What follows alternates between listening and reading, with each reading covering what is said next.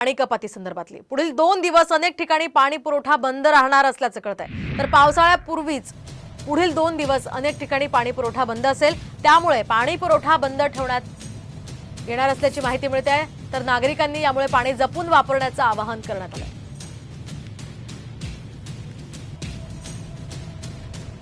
तर आपण पाहतोय सध्या अनेक ठिकाणी पाणी पुरवठा बंद असणार आहे। कुठे आणि केव्हा पाणी पुरवठा बंद असेल त्यावर एक नजर टाकूया। तर नवी मुंबईमध्ये खारघर कामोठेमध्ये आज पाणी पुरवठा बंद असेल।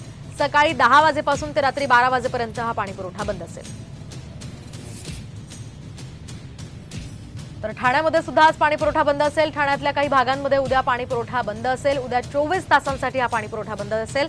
दरम्यान ठाण्याचा मुंब्रा आणि कळव्यामध्ये उद्या पाणी येणार नाहीये। तर मुंबईमध्ये सुद्धा चेंबूर गोवंडी या ठिकाणी पुढील 2 दिवस पाणी पुरवठा बंद राहणार आहे। 29 आणि 30 मे रोजी हा पाणी पुरवठा बंद असेल। यासह पुण्यामध्ये देखील पाणी कपात करण्यात येते। गुरुवारी पुण्यातल्या पाणी पुरवठा बंद असेल अशी माहिती आहे। मध्यवर्ती भागातल्या पेठांसह कर्वे रोड औंधमध्ये पाणी पुरवठा उद्या बंद असेल।